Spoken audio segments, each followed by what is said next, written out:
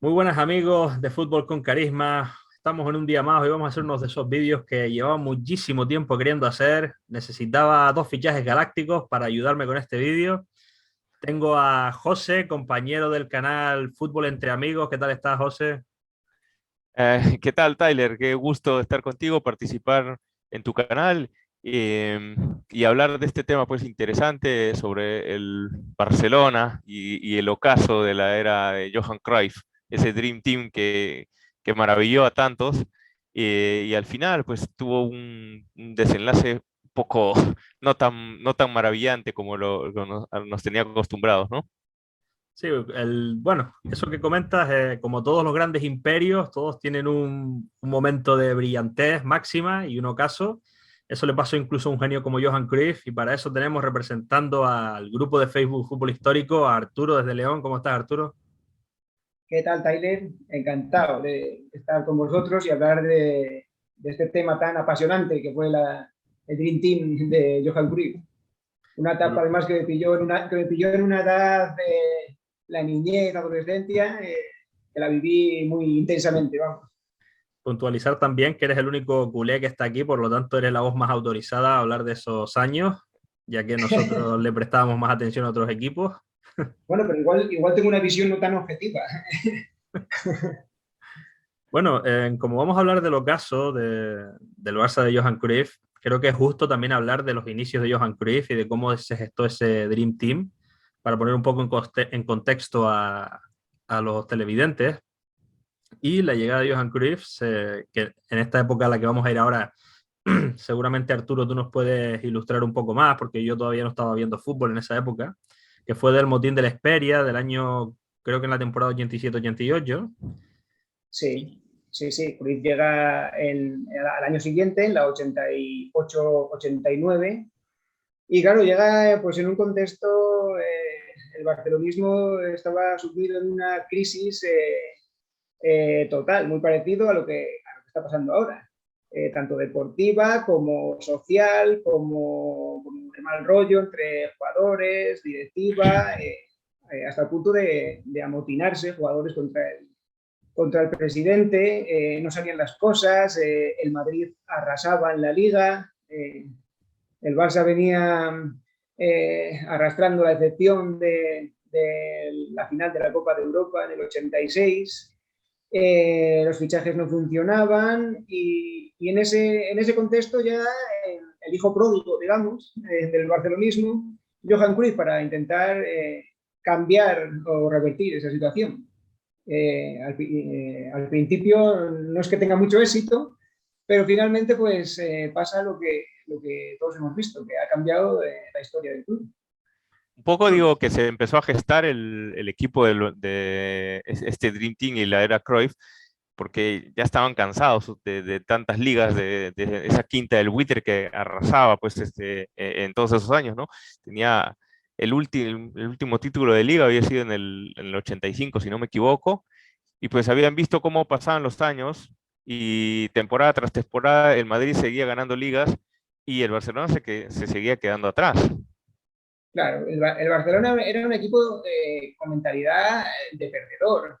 El último título era del 85, pero es que si miramos más atrás, el anterior era del 74. Y si miramos más atrás, el anterior creo que era del 60. O sea, el Barça prácticamente en 30 años había ganado dos ligas. Eh, y claro, Y la era de Cruyff las dobla en solo 8 temporadas, ¿no? claro, claro, claro, claro, claro.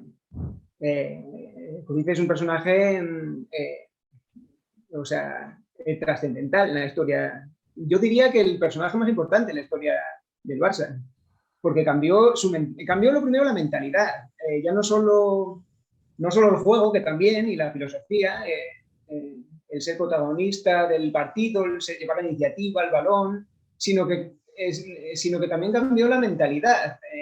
El Barça pasó a ser un equipo con mentalidad ganadora. Eh, Hasta entonces no se había visto eso en el Barça. Era el eterno segundón, digamos.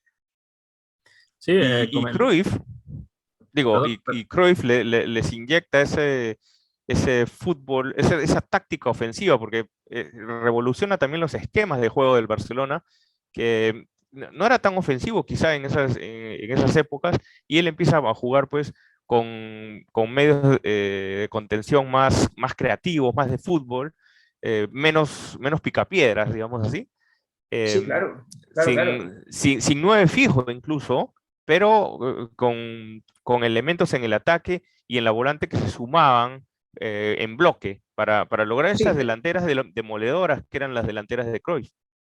tácticamente fue una revolución total. Tanto que al Barça le costó incluso adaptarse a Cruyff como entrenador, tácticamente. Eso de jugar con tres delanteros, dos extremos muy abiertos, tres defensas. Tú hablabas de los medios de contención. Es que Cruyff no jugaba con medios de contención. O sea, Eran medios la, mixtos. la filosofía de Cruyff era la mejor defensa es un buen ataque. Mucha posesión del balón, siempre llevar la iniciativa, y eso le costaba también que le costaba también sacar partidos adelante, porque encajaba muchos goles, incluso ganar títulos. De hecho, vamos a ver que gana títulos in extremis casi. De hecho, en 5 temporadas, en 4 de ellas es el equipo que más goles hace, por sobre los 70, 80 goles cada temporada. O sea que era una barbaridad de goles que hacía. Incluso doblaba al segundo en goles anotados. Sí, sí, sí, en ese sentido era una pasada. Era un fútbol total, digamos. Quiso implantar el fútbol total de la naranja mecánica, digamos, de los años 70. Esa escuela ya de Rinus Michels y esta gente. Bueno, quería comentar una cosa de lo que dijiste, Arturo, de que sobre todo los comienzos fueron bastante duros. Y es normal porque cuando Johan Cruyff llegó, prácticamente el presidente le hizo un equipo nuevo, debido a que después del motín de la Esperia, pues salió más de media plantilla. Y como es lógico, aparte de tener que acomodar a todos los futbolistas al sistema, que ya el sistema es nuevo también, las prisas, ¿no?, de querer superar al Real Madrid, y que, bueno, aunque tardó hasta el tercer año para ganar la primera liga, en cada una de las dos ligas anteriores, pues como que arañaba algún título y que eso le iba dando un poco de crédito, ¿no?, hasta que pudo formar el equipo ya del Dream Team. Eso es, el primer año sale campeón de la Recopa de Europa y el segundo campeón de la Copa del Rey contra el Real Madrid, precisamente en Valencia. Eso le da el crédito para seguir, porque era discutido. Había parte del barcelonismo que ya no tenía paciencia ya con Cruyff. Además, a ver, Cruyff es un personaje peculiar. Comentábamos antes, un tipo, como decía Lineker, demasiado seguro de sí mismo, un tipo que siempre tiene razón y que los títulos no llegan. Y claro, arañando esa Recopa y esa Copa del Rey, pues acaba consiguiendo ese crédito para ya consolidarse en su tercer año con el campeonato de Liga. De hecho, comentábamos que en ese año que llega Cruyff, el Barcelona comienza a realizar una serie de fichajes porque ya había, pues, se había deshecho algunos elementos que, entre comillas, eran tóxicos para el plantel o para la directiva. Habían Sí. ciertas rencillas, como tú lo habías mencionado, Arturo, y pues se convierte en el equipo europeo que más gasta a nivel de fichajes. Sí, sí, es una revolución total. Y ya te digo, hay gente que opina, que no sé hasta qué punto sea verdad, que Núñez tenía en mente que el entrenador del Barça iba a ser Clemente, Javier Clemente. Y, y finalmente se decidió por Cruyff, que ya veis, estilos totalmente opuestos. Y que Javier Clemente le había pasado ya una lista de jugadores a Núñez, una lista de fichajes que al final acaban siendo jugadores del Barça, como Chiqui de Cristal, como José Mari Vaquero, López Recarte, Julio Salinas, Eusebio, Miquel Soler, Ernesto Valverde. Y Cruyff llega al Barça y se encuentra a todos esos jugadores. Ahora digo, como comentamos hace un rato en la previa, antes de comenzar, Pues todos esos jugadores eran buenos jugadores españoles, pero no eran pues los fichajes estrellas, ¿no? No, No eran ese...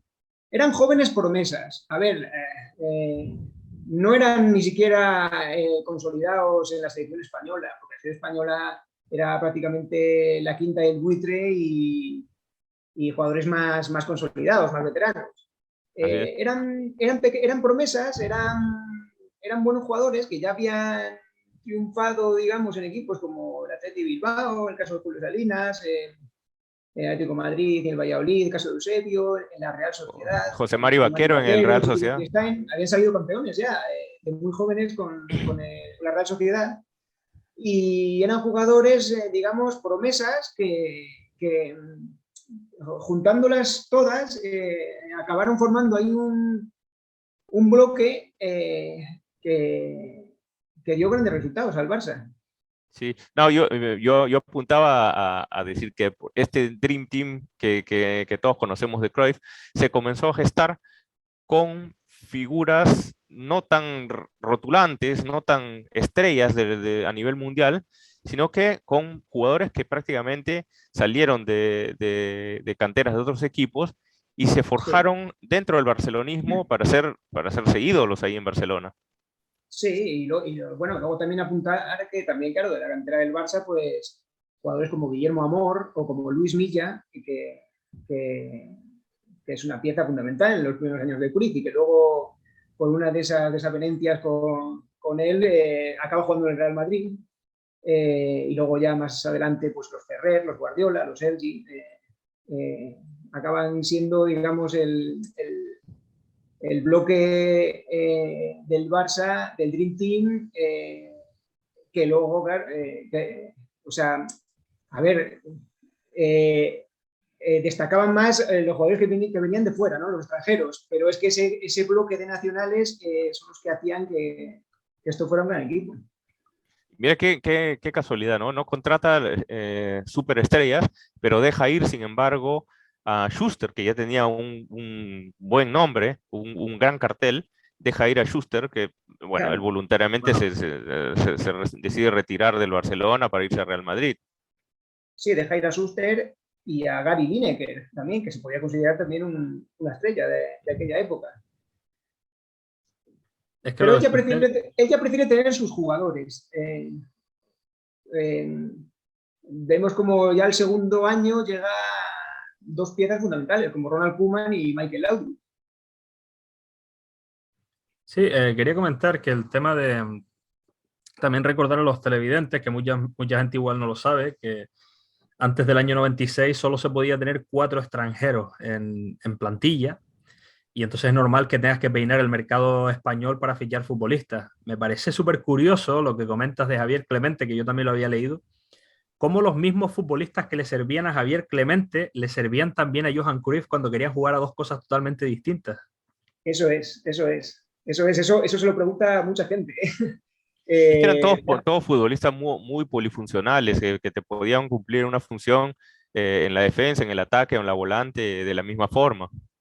Sí, pero es que jugaban a dos cosas totalmente diferentes. La selección, al final la selección era un poco el Barça, con Fernando Hierro, con Luis Enrique y tal, pero al final era el Barça, era Goicoechea, Ferrer, Sergi, Natal, Abelardo, Guardiola, Julio Amor, Salinas. Julio Salinas. Y que no tenía un 9 ni el Barcelona, ni en la selección, ¿no? Sí. El Barça de Cruyff, bueno, a ver, Julio Salinas se puede considerar ya un 9, aunque nunca fue titular. Julio Salinas con Cruyff no era titular indiscutible. Sí que es cierto que solía jugar en los partidos clave, como por ejemplo la final de la Copa Europa o contra el Madrid o tal. Los partidos clave se le recuerda a Julio Salinas como titular, aunque no era titular indiscutible. El primer 9, digamos, titular indiscutible de Cruyff fue Romario. Bueno, que tampoco él era 10. O sea, que Sí, podía bueno, jugar no es viniendo un desde 9, atrás. sí, Yo diría que más 9 era matador. Stoichkov de repente. Sí, bueno, Stoichkov quizás se tiraba más a la banda izquierda, aunque al final era siempre el goleador del Barça. Bueno, la temporada de Romario marcó 30 goles y Stoichkov 16, así que... Sí, sí. Cuando llega Romario ya se destaca como goleador y sí que es cierto que aunque era más, es lo que dice José, era más 10, no quizá un media punta, era un jugador de área, pero no tan rematador, digamos. Es que Pero ese fútbol que planteaba Cruyff permitía tanto a Romario como a Stoichkov intercambiar posiciones, partir desde atrás, no fijarse en el área porque ninguno de los dos era un piñón fijo de área. Entonces, eso le permitía un esquema más flexible y la polifuncionalidad que habíamos hablado antes de otros jugadores que eran los jugadores de Cruyff que tú has mencionado. sí, y no hay que olvidar que los primeros años, el falso 9, digamos, del Barça de Cruyff era Laudrup. El año que gana la primera liga, yo recuerdo Goicoechea por la derecha, Stoichkov por la izquierda y como falso 9, Michael Laudrup, jugador que jugaba un poco más retrasado, pero siempre llegaba a rematar. Me fascina mucho porque cuando hablamos de delanteros a veces nos confundimos que si 9 o media punta. Yo creo que había un tipo de delantero que no era ni media punta ni delantero centro, sino como que era el que estaba un pelín más retrasado que el 9. Por ejemplo, tenemos casos como Butragueño y Hugo Sánchez, Raúl y Zamorano, Stoichkov y Romario. Yo recuerdo a Romario, como dices tú, un poquito más de venir a recoger, a Stoichkov, perdón. Romario no era demasiado de correr, era como más yo espero por aquí cerca del área y lo que yo coja por aquí ya me encargo. Y, por ejemplo, a Julio Salinas sí le recuerdo muy de 9, como que fuera del área no aportaba mucho, le recuerdo más como que era más de dentro del área. Creo que era un Sí, 9 forzado, ¿eh? Julio Salinas jugaba, era un recurso, digamos, del Barça de Cruyff. Ya te digo que no era titular indiscutible. Sí que es cierto que casi siempre que salía él pasaban cosas. Era en momentos del partido, a lo mejor que necesitabas alguien arriba, una referencia. Además, eso él lo hacía muy bien. Un tipo alto, fuerte, que te mantenía el balón. Y que luego él cogía el balón, se metía en el área, formaba un barullo y al final era ese tipo de jugador que te resolvía a veces partidos, aunque no era titular indiscutible.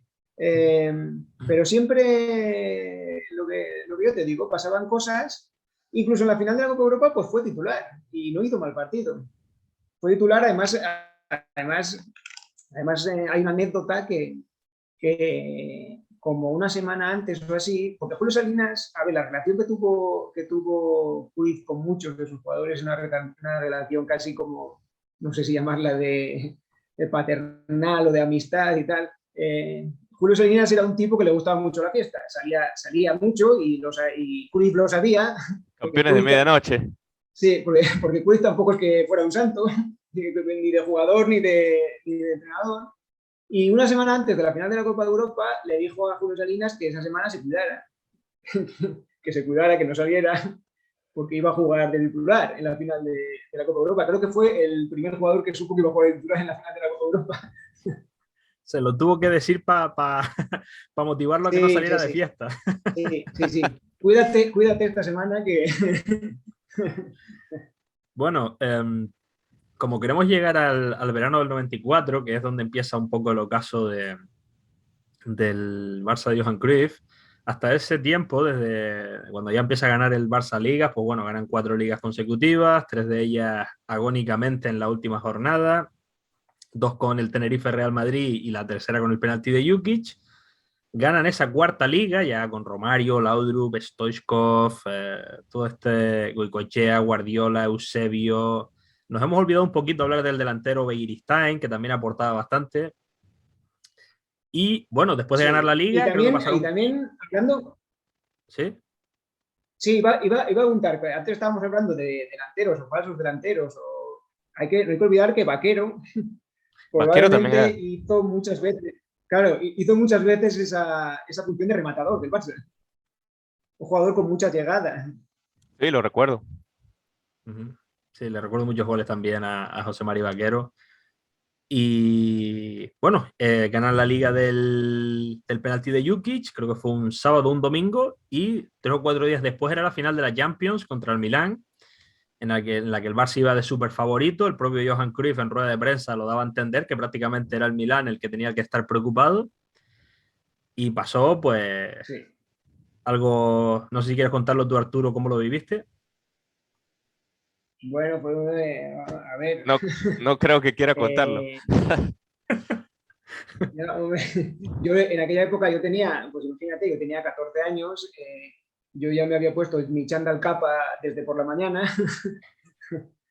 Eh, Veníamos de una liga ganada en extremis, pero una liga espectacular, con Romario como superestrella, un goleador, metiéndole 5-0.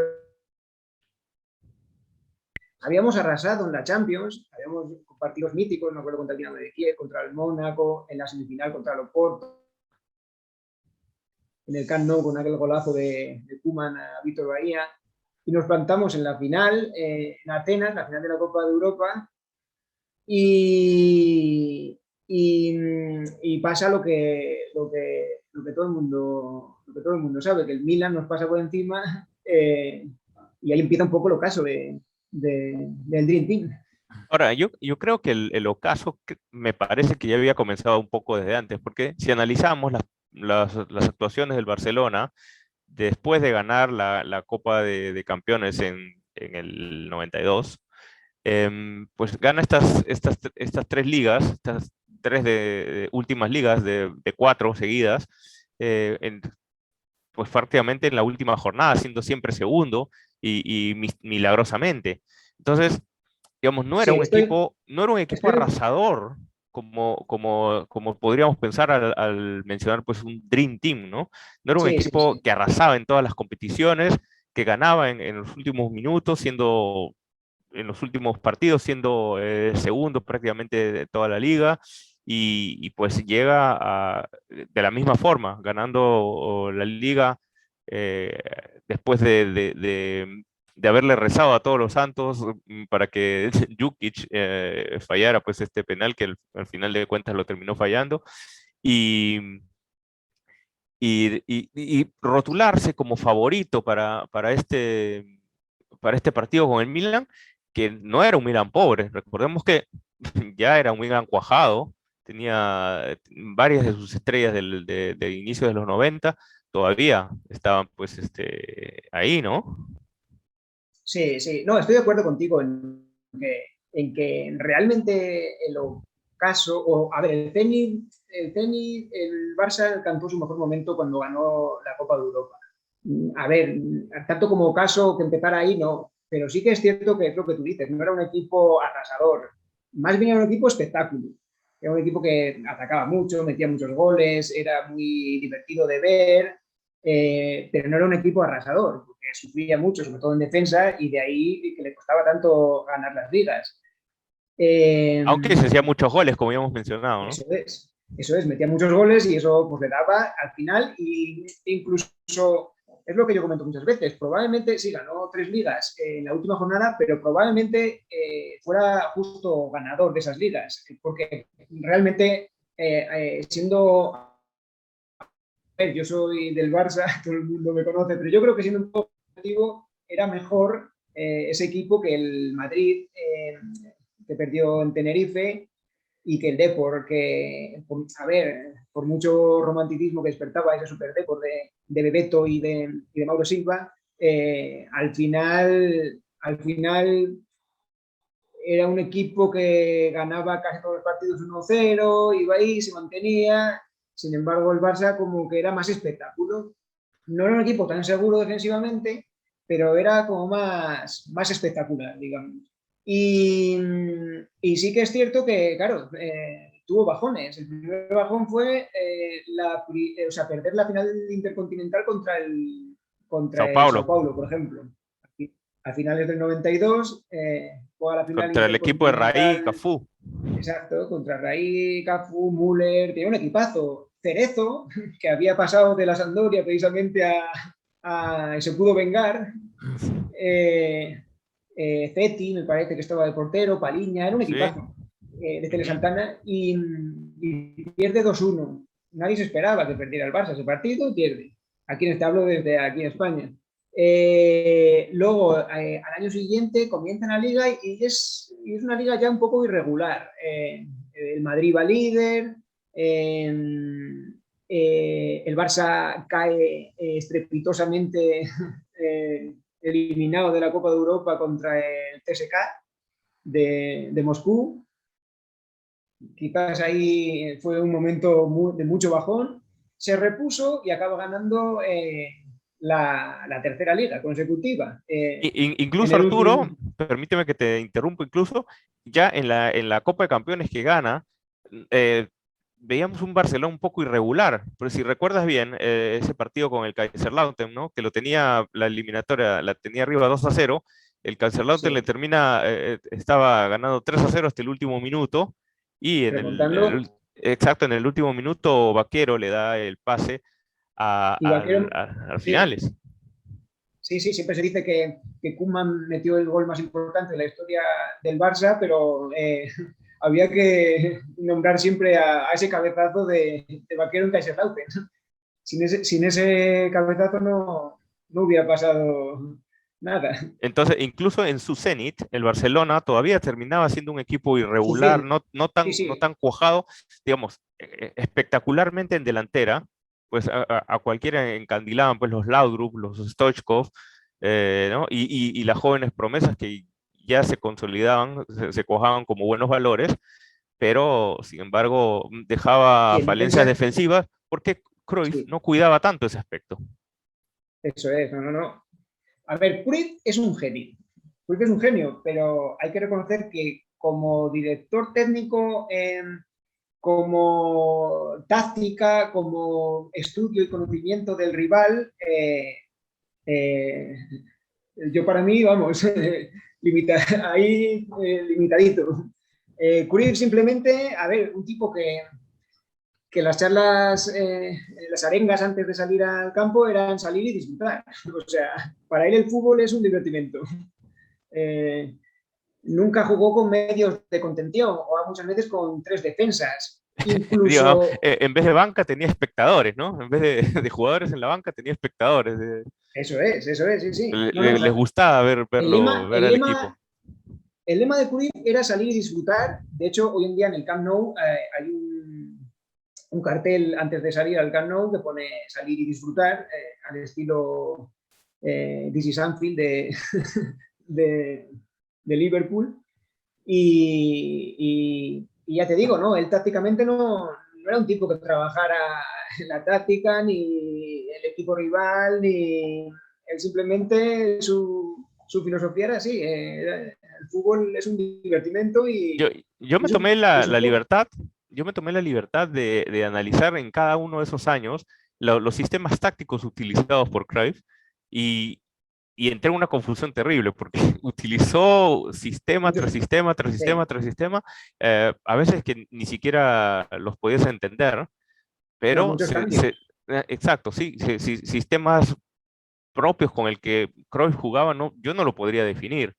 Y creo que se No. debía mucho a los jugadores que él utilizaba, que podían cubrir muchas posiciones y pues hacerlo de Sí, una buena manera.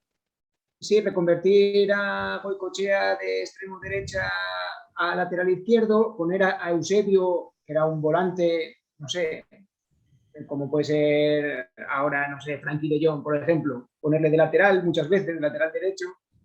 De hecho, si tú miras muchas alineaciones, incluso de partidos muy importantes, como el que mencionábamos antes de la final de la Copa Intercontinental, tú miras esa alineación y mira a ver cuántos defensas hay en esa alineación. Creo que Ferrer y Koeman son los únicos Eh, defensas natos que salió ese día. Yo no sé quién jugaría, Ferrer era un lateral derecho, Koeman era un central, yo no sé quién jugaría, no me acuerdo ahora mismo, quién jugaría de lateral izquierdo ese día. Pues a lo mejor Sergi, Eusebio, ¿puede no ser? sé. Sergi Barjuan. No, Sergi no. A mí me suena que ese día los únicos defensas natos eran Albert Ferrer y Ronald Koeman. Los demás eran todos, pues, los de Eusebio, Amor, de Bekenstein. Sí, Sergi fue más en la temporada 93-94, que es cuando llegó al primer equipo. Hay una cosa, José, que me llamó la atención que dijiste, del Zenit del Barcelona en la final de la Champions. Es que si pensamos bien en la 92-93 y en la 93-94, salvo la Liga, perdieron las copas, cayeron en la Champions, la Supercopa de España la pierden contra el Real Madrid, que el Real Madrid gana el Bernabéu 3-1 y empatamos a 1 en el Camp Nou, que es una Supercopa, por cierto, Arturo, no sé por qué, que se jugó en diciembre. No sé si sabes por qué. Sí, la Supercopa alguna vez sí recuerdo de esas fechas, sí. Sí, sí, sí. Al principio luego ya se empezó a sentar en verano como si fuera pretemporada, pero en aquellos tiempos sí me acuerdo de alguna Supercopa jugándose en esas fechas, sí. Es que recuerdo porque ese fue el primer partido, perdona José, ese fue el primer partido que vi en mi vida, no lo vi completo, fue la vuelta de la Supercopa, el 1-1. Creo recordar que iba a dar el Madrid encabezado, me parece, por Hugo Sánchez, de tipo peculiar también. No, Arturo, tú te refieres a la Supercopa de los años 80, yo la que me refiero es a la 93-94. Ah, no está Hugo Sánchez ahí entonces ya, ¿no? No. Ah, sí, tú a lo mejor te refieres a la del gol de Aragón, pues. En el Camp Nou habíamos ganado 3-1 en el Bernabéu, que se había adelantado con gol de Stoichkov y el Madrid ganó 3-1 con 2 goles de Alfonso y creo que el otro fue de Zamorano. Y en el Camp Nou, en la vuelta, marcó Zamorano en la primera parte y en la segunda empató Vaquero. Y fue en diciembre, fue la primera imagen de fútbol que yo recuerdo fue el gol de Vaquero, el empate a 1. Y luego veo que el Real Madrid está con un trofeo dando vueltas por el Camp Nou y digo, pero si han empatado. Entonces, claro, ya yo empezaba a entender el fútbol. Sí, te iba a comentar lo de la vuelta esa, en el Camp Nou del Madrid. Sí, yo tengo ese recuerdo de no sé si es esa Supercopa o alguna Supercopa, el Real Madrid dando una vuelta olímpica que llaman al... Sí, la que tú dices es cuando Hugo Sánchez se agarra el paquete y falta un poco el respeto a la afición del Barça. Eso fue en el 80 y creo que fue en el 90 o en el 89 por ahí. Pero bueno. Sí, porque ya, el Barça de Cruyff ya. Quizá mejor la primera liga de Cruyff. Puede ser, sí. Bueno, pues finalmente recibí la goleada del Milán y ya de vuelta desde la final de la Champions a Barcelona, dicen que en el avión ya Johan Cruyff se le acerca a su Bezarreta y le hace saber que no va a seguir contando con él. Es cuando empieza ya a pensar en el Barça del futuro. Y este es el verano en el que yo quiero centrarme, en el verano del 94, cuando Johan Cruyff cree que hay que hacer un cambio de ciclo en el equipo y bueno, se marcha Michael Laudrup porque en esa final de la Champions, como comentábamos antes del directo, lo mandan a la grada porque solo podían jugar 3 extranjeros y Johan Cruyff prefiere a Koeman, Stoichkov, Romario y bueno, aparte de Laudrup, la salida de su Bizarreta, se le ocurre un extraño intercambio a Johan Cruyff, que es intercambiar con el Athletic Club de Bilbao a Goicoechea, que para mí era un jugadorazo. Ese verano, de hecho, lo hizo muy bien en el Mundial de Estados Unidos. Lo intercambia con Xavier Escurza, sí. Que era 4 años más joven. Se decía que iba a ser el nuevo Goicoechea. Pero 4 años menos de experiencia y de menos calidad. Sí. No, es uno de los fichajes que no funcionó en el Barça, la verdad. Y Goicoechea, que, a ver, quizás sus mejores años o su mejor año fueron las primeras temporadas en el Barça, a lo mejor ahí ya no era tan titular indiscutible, pero era un gran jugador y un jugador muy importante en el Barça en aquella época, y la selección. De hecho, si queréis, os puedo ir diciendo, porque las salidas importantes pues fueron Zubizarreta, Laudrup, Goicoechea, y en el mercado de invierno de la 94-95 también sale Romario. Luego habían salido Julio Salinas, Juan Carlos, otros futbolistas que ya no estaban siendo tan importantes. Pero hay 8 fichajes que hace Johan Cruyff en ese verano del 94, ¿no? Para la revolución, ¿no? Del Fútbol Club Barcelona. Del que voy a hablar, yo creo que ya ustedes podéis ir diciéndome lo que pensáis de cada uno. El primero que voy a hablar, que es el que creo el único que triunfó realmente, que fue Abelardo, que cumplió bastante bien desde el primer día, se asentó en la saga del Barça, venía del Sporting de Gijón y muy bien, no hay ninguna opción sobre él. No sé si le recuerda a José verle jugar. Sí, lo recuerdo, sobre todo en la selección. Recuerdo que fue un pilar importante en esos años, tanto del Barcelona, de la selección e incluso en el Sporting de Gijón, pues ya mostraba cosas que lo podían situar como un elemento importante para ese Barcelona. Digamos, no creo que estuviera necesitando imperiosamente algún central, porque todavía pues tenía a Nadal y Koeman, ¿no? Pero Abelardo fue una pieza importante que contra todo pronóstico se terminó sentando como titular. Sí, sí, Abelardo fue un gran jugador, quizá o sea, infravalorado en el Barça. Abelardo llega al Barça y casi siempre es titular, y eso que coincidió con grandes centrales. O sea, el año que llega está Koeman y está Nadal, pero creo recordar que juega más Abelardo incluso que Nadal. Sí, sí, sí. Y luego en los años siguientes, pues coincidió con Fran de Boer, coincidió con Laurent Blanc, con Fernando Couto, Con Popescu. con Popescu, y sin embargo Abelardo siempre era titular, siempre era titular. O sea, era Abelardo y otro más. O sea, siempre fue titular prácticamente hasta que se fue del Barça. Incluso Sí, de en la hecho, selección. a mí me suena que él siguió hasta la 2001-2002 o por ahí y seguía Sí, sí, jugando. puede ser. Sí, sí. Puede ser, puede Sí, ser. puede ser, puede ser. Incluso en la Eurocopa del 2000 era titular en España todavía. Y de hecho creo que el famoso penalti que falla Raúl lo provoca Abelardo, creo. Creo recordar que falla Raúl contra Francia. Es un balón que recoge Abelardo en el área, que sube a rematar un córner, hay un rechate, recoge el balón a Abelardo y le hacen penalti. O sea, era un jugador importante, tanto en el Barça como en la selección española. Bueno, pues ahora vamos a empezar ya a nombrar a esos fichajes porque salvando a Abelardo, el resto no creo que se puedan salvar. A ver si os acordáis de ellos. Hay un futbolista que hizo el camino opuesto del Laudrup, porque el Laudrup se marchó al Real Madrid, pero Jika Hagi, que venía de ser un mundial brutal en Estados Unidos, volvió a ponerse en la palestra de la élite del fútbol y Johan Cruyff le repescó. Y hay una curiosidad que José me dijo hace un ratito, que yo no recordaba, que es que Jika Hagi venía de jugar en la segunda división italiana con el Brescia. Andaba por la Serie B en esa época. Claro, y es el año que el Brescia asciende a la Serie A para perder la categoría el año siguiente después. Bueno, todos conocemos de la calidad de Jika Hagi. Si de repente no fue el jugador que cuajó tremendamente en el Barcelona, de repente se esperaba pues un mejor reemplazo de Laudrup. Es que él sufrió muchísimas lesiones, ¿no, Arturo? Yo le recuerdo siempre lesionado.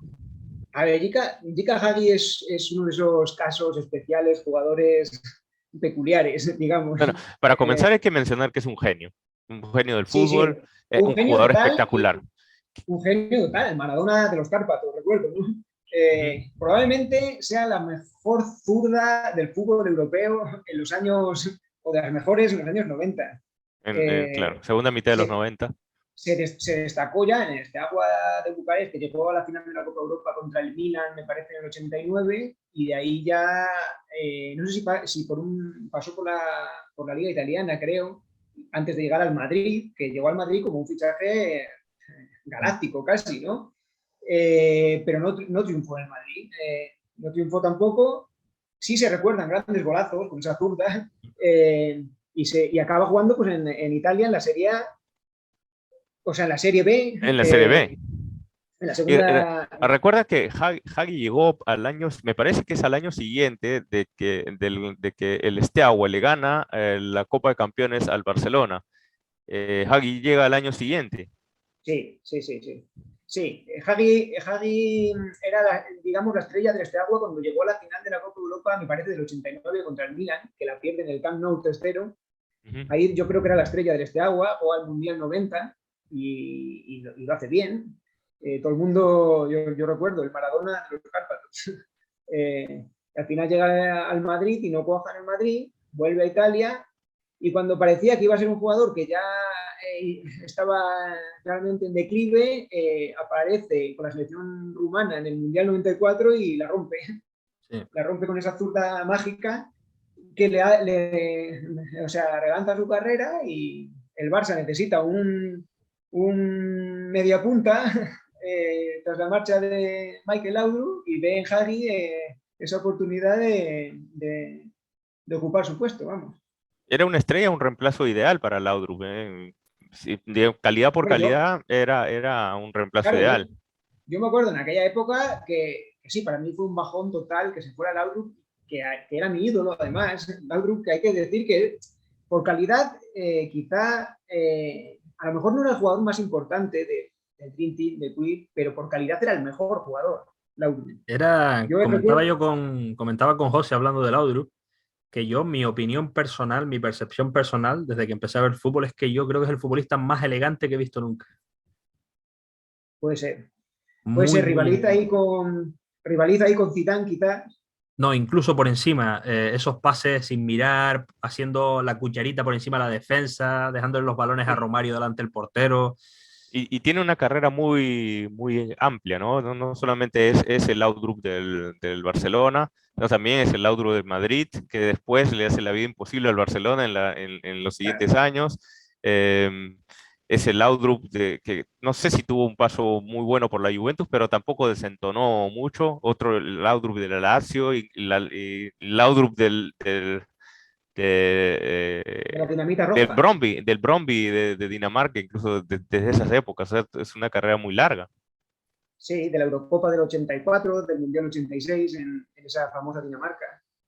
Laudrup, a ver, yo me acuerdo de ver a Laudrup jugar en directo, o sea, en el campo, en el estadio, y a mí, a ver, luego, hay que decir que luego vi jugar a Ronaldinho y a Messi más adelante, pero en las primeras veces que iba yo a ver fútbol en directo, era el jugador que más me impresionaba.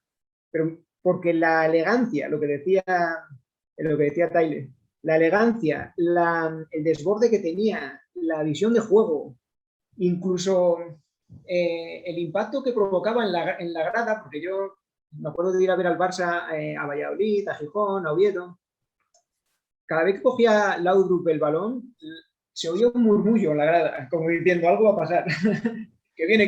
No, era un jugador impresionante y podía jugar en tantas posiciones distintas y crear peligro desde distintos ángulos, era impresionante.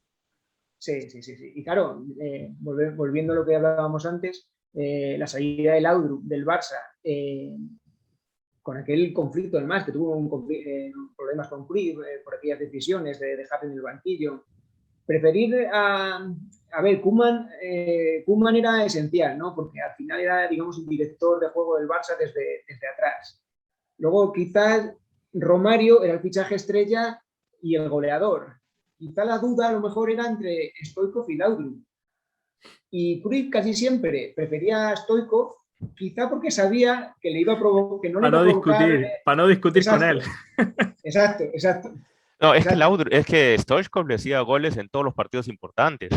En cualquier partido importante del Barcelona que tú analices, que tú veas, vas a ver que aparece un gol de Stoichkov. Sí, Stoichkov era muy importante e imprimía ese carácter también ganador y esa agresividad que no tenía Laudrup. Y al final, pues pasó lo que pasó, que Cruyff acababa siempre eligiendo a los otros tres y Laudrup se quedaba como el cuarto en discordia y acabó pues saliendo del Barça. Además, al Real Madrid. Yo digo, a Jika Hagi le tocó, digamos, una etapa un poco más suave con los extranjeros, porque ya sin Romario, ya sin Laudrup. No, pero el primer año estaba Romario. O sea, empezó Romario, aunque se fue a mitad de temporada al Flamengo. Empezaron Romario, Hagi, Koeman y Stoichkov. Al principio no jugaba Romario porque tardó, no sé si un mes o así, de llegar de Brasil. Tardó 2 meses, ¿no? Claro, después de 56 días, casi nada. Eso es. Después del Mundial 94. Y Romario se termina yendo del Barcelona porque quería quedarse en Brasil siguiendo la fiesta. Eso es, le entró morriña, como se dice en Galicia. O saudades, como dicen los portugueses, ¿no? Saudades. Sí. Bueno, continuando con lo que dice Arturo, de que, claro, fue cambiar un cromo por otro. Se marcha Laudrup, trae a Hagi, que es un superjugador que lamentablemente pues, las lesiones no le dejaron seguir. Estuvo una temporada más Águila, 95-96, pero tenía el mismo problema. En cambio, el resto de fichajes de los que os voy a ir nombrando, después de un año se fueron todos, todos. Teníamos los 4 extranjeros que estaba nombrando Arturo. Teníamos a Koeman, a Stoichkov, a Romario y a Jika Hagi. ¿Qué pasa? Que se ficha a Korneyev, pero como ya había 4 extranjeros, lo mandan al filial. Y cuando Romario definitivamente se marcha a Brasil, pues suben a Korneyev al primer equipo. Un futbolista que junto con otro delantero que también habían fichado ese verano, que era Xavier Skaich, habían descendido 2 años atrás siendo la delantera titular del Español. ¿Cómo os sienta el hecho de pensar que Johan Cruyff pensó que los delanteros titulares de un equipo que descendió 2 años antes pueden serle útil, ¿no? Para el Barcelona, para la reestructuración del Barcelona? Claro, es que esas son las típicas curipadas que decíamos antes, que siempre, a ver, como Cruyff es un genio, siempre piensas, a ver, sí, han defendido con el Español, pero si los ficha Cruyff será por algo, ¿no? Serán buenos, serán los mejores del Español.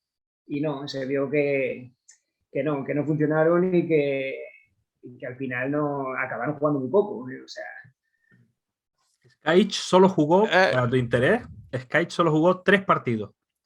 3. claro. Y no lo jugó ninguno hasta que Romario se marchó. Porque claro, él era delantero centro y tuvo que esperar a que se marchara Romario. Y lo mismo con Korneyev, sí jugó 12 más o menos, porque lo empezó a poner de extremo derecho, que Korneyev también era delantero, y lo ponía de extremo derecho y Johan Cruyff le dijo, tú haz lo que yo te digo y aprenderás a jugar ahí. Y decía que le costaba muchísimo, que era una posición que no dominaba. Me parece que fue suplente en el Mundial por la selección rusa, Korniev.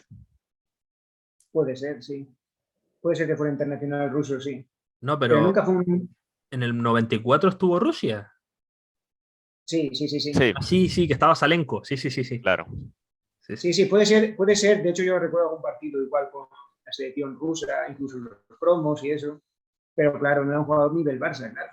No era un jugador que tenía que... Era un ruso que no lo conocía nadie prácticamente. O sea, venir del español, que claro, ya el español había jugado algunas finales, alguna final en años anteriores y no era un equipo, digamos, desconocido, pero en esa época el español no andaba muy bien y sus extranjeros menos.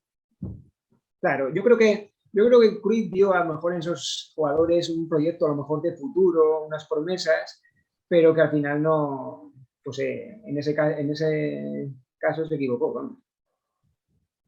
Bueno, ahora quería nombraros a otros futbolistas. Uno que sí parecía que pintaba muy bien, sobre todo tras la salida de Zubizarreta, pero que no tuvo nada de suerte, fue Lopetegui, que parece, no sé si lo vi en un vídeo de YouTube y me hizo mucha gracia. ¿No parece que Lopetegui siempre está en el lugar equivocado, en el momento equivocado? Sí, es un tipo, sí. sí, yo no me había fijado en ese detalle, pero la verdad que sí.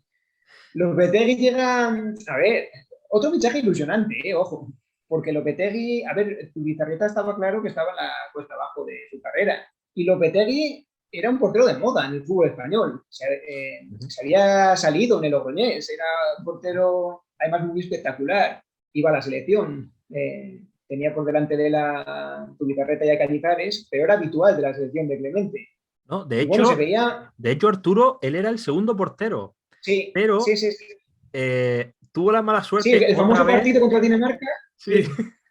Sí. Yo también recuerdo esa. Era el segundo portero y Cañizares ahí en ese partido como que le adelantó. De hecho, Cañizares luego llegó a jugar el primer partido del Mundial, porque estaba Zubizarreta contra Corea. Sancionado.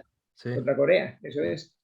Y menos mal, quizá, que lo jugó Cañizares. Porque... Lo que pasó, Arturo, es que contra Dinamarca, ese famoso partido, tenía que jugar Lopetegui. Y Lopetegui, como digo, que siempre está en el momento equivocado, en el lugar equivocado, se lesionó justo un par de días antes. Entonces le tocó a Cañizares ser el segundo portero. Y es como que cada vez que tenía la oportunidad Lopetegui, lo mismo el Mundial. Tienes el Mundial a 3 días y la caga, fichas fuera el Madrid. Sí. Como que siempre, cuando le toca a él, siempre pasa algo que le arruina el momento, ¿no? A Lopetegui. Es como el Nesta italiano, ¿no? No, ya quisiera Sí, sí. Lopetegui, ya quisiera Lopetegui para ser Saresta. De hecho, yo recuerdo No, ese, digamos por la ese, buena fortuna, entre comillas. yo recuerdo esa pretemporada de la 94-95 porque yo estaba entusiasmadísimo con el Madrid, ¿no? Acaban de fichar a Laudrup, a Redondo, a Quique Sánchez Flores, a Mavisca, estaba Valdano, pero también seguía el Barça, Vale. ¿no? Porque era el máximo rival. Y recuerdo que, bueno, estaba Busquets, el padre, Angoy Sí, y Lopetegui jugándose el puesto. Y jugaban un partido cada uno y cada cual era peor que el anterior. En el caso de vale. Busquets, recuerdo un partido contra el Groningen, no sé si te Sí, acuerdas, Arturo. buah, en pretemporada. Ese partido es mítico. El, Se recuerda más ese partido que muchos oficiales.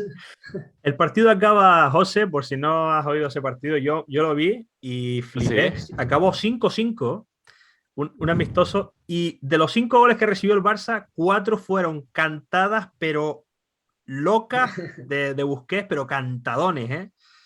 Sí, Entonces, Tengo que ver ese partido. Yo soy pero, pero, peruano, entonces, pero cantadas, pero mal, mal. O sea, a lo Carius, ¿sabes? digo, yo soy peruano y en esa época nos llegaba muy poco no nos llegaban las pretemporadas, solamente podíamos ver los partidos de la liga, y pues a Lopetegui yo en el Barcelona no lo recuerdo. Bueno, sigo con la pretemporada porque Lopetegui tuvo 2 partidos de pretemporada y le metieron 4 goles en cada uno también de los 2 partidos, lo que sí, ponía la cosa muy... ¿Eh? Lopetegui tuvo un momento glorioso contra el Zaragoza en la Supercopa, ¿no? En la que se lanzó que parecía que le iba a coger y no la cogió. Esa famosa palomita, ¿eh? Sí, sí, sí. Sí, o sea que Lopetegui, que parecía que iba a ser el portero titular, lo estaba haciendo aún peor que Busquets, que ya era decir, y eso hizo que al final fuera Busquets el que se ganó el puesto y Lopetegui, pues creo que estuvo 3 años en el Barça o 4 y jugó, en esa temporada jugó tres Sí, partidos. Me hizo gracia porque la temporada siguiente, en la 95-96, seguía jugando Busquets, pero hubo un partido que por lesión o por sanción le tocó a él y creo que en el minuto 20 le sacan tarjeta roja y comete un penalti. O sea que Busquets, sí, Lopetegui siempre mal, ¿no? Siempre mal. Y bueno, un sí, sí, sí, era un fichaje que tipo. no Es lo tampoco que, dejó es lo que tú dices, un tipo gafado. gafado, gafado, gafado. Buen tipo, porque como persona es buen tipo, la verdad. Bueno, ya hemos hablado de Lopetegui, hemos hablado de Abelardo, Skaich, Korneyev. Hay otro fichaje que a mí me llamaba mucho la atención por su apariencia, que era el señor Sánchez Jara, por el bigotito que tenía un bigote así, parecía el butanero, ¿no? El, el, Freddie cama- Mercury. el camarero de bar que viene y te va a tomar nota. Y era un futbolista que nunca había sido titular indiscutible en ninguno de los equipos en los que había jugado. Había estado en el Osasuna y creo que en el Betis y en algún equipos modestos. Y nunca había sido titular indiscutible. Y no sé qué fue lo que le vio Johan Cruyff, que también lo fichó. Y con él jugó, aún estando disponible, porque no tenía lesiones ni nada grave, solo jugó creo que 6 partidos. Sí, fue Sánchez Jara, pues fue otra de las genialidades de Cruyff. Uno de esos jugadores que dices, guau, si lo ha traído Cruyff, pues será bueno. Ahora, yo pregunto, por ejemplo, dentro de yo no soy español, entonces no vivía muy fervientemente esos años, pero pregunto, todos esos, to- ¿puede haber cometido tantos errores juntos Johan Cruyff en una misma temporada? O sea, poniéndose la cruz el mismo, ¿no? No sé, alguno me puede Es responder que, de... Arturo, yo te digo, yo era muy niño en la 94-95, tenía 9 años, pero yo recuerdo que en las ruedas de prensa Johan Cruyff nunca se culpaba a sí mismo, siempre hablaba No, de Cruyff, claro, claro, o sea, Cruyff, de hecho a Korneyev de él dijo que tenía que dar mucho más, de Sánchez Jara Sánchez Jara de hecho yo le recuerdo de centrocampista y él lo utilizaba de lateral derecho, o sea, las cosas muy raras. Korneyev le decía a Johan Cruyff, mira, es que yo soy delantero y me estás poniendo de extremo derecho, que no he jugado nunca ahí. O sea, lo pones donde nunca juega, lo hace mal y culpas al futbolista por hacerlo mal. Es que no... sí, sí. Cruyff era así. Pero tantos errores puede haber cometido en una sola temporada un entrenador que fue capaz de ganar una Copa de Campeones y llegar a una final en otra. Porque, Es una porque cosa que me parece un cuento un poco imposible de creer, ¿no? porque el fuerte, o sea, lo bueno que tenía el Cruyff era que la seguridad, era tan seguro de sí mismo que transmitía esa seguridad a los jugadores. Lo que pasa es que, claro, hay jugadores que por mucha confianza que les des y si al final no tienen calidad, pues no tienen calidad, claro.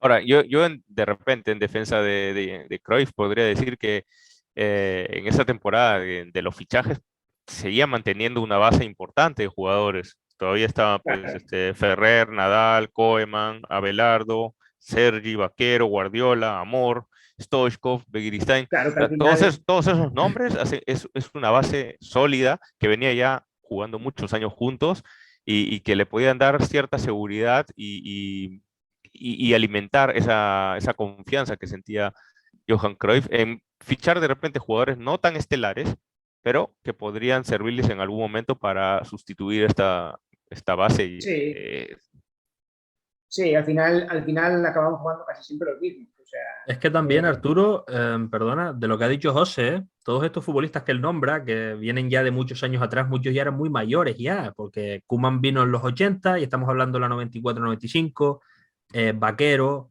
Amor, Nadal. Yo creo que además la relación de Cruyff con muchos de los futbolistas, por ejemplo con Stoichkov, ya estaba siendo muy mala, hasta el punto de que a final de esa temporada se fue al Parma. Yo creo que ya los mismos futbolistas dejaron de creer en él, me parece.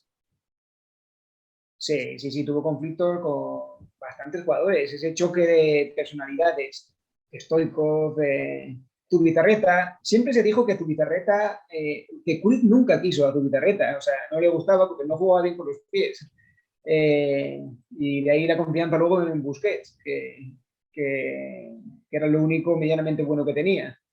Siempre se quiso cargar a Zubizarreta y al final pues lo hizo después de la debacle de Atenas, ¿no?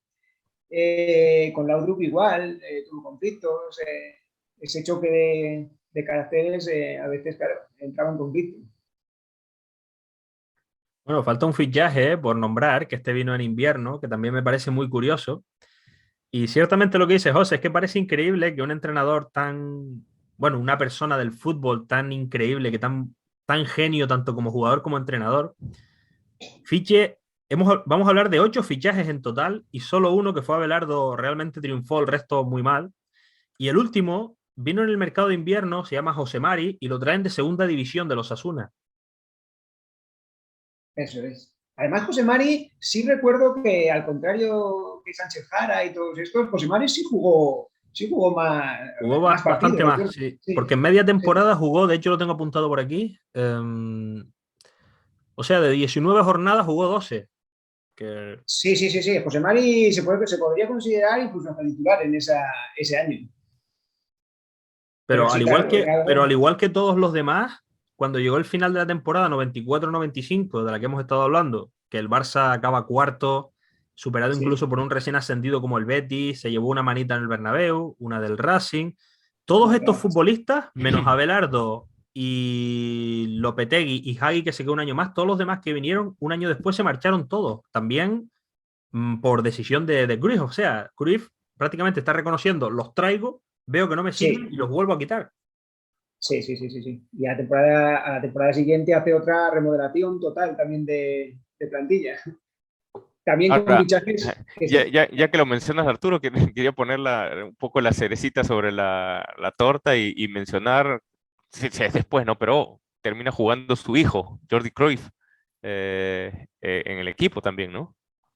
sí, sí, sí, ya comentábamos, Jordi Puig quizá en comparación con todos esos fichajes era un buen jugador. O Sí. sea, se le criticaba mucho porque mucha gente decía que jugaba porque era el hijo de Puig y tal, pero a mí no me parecía un mal jugador, sinceramente, Jordi Puig. Bueno, las estadísticas que también las tengo de Jordi es que jugó una veintena de partidos, unos 25 partidos y marcó 9 goles.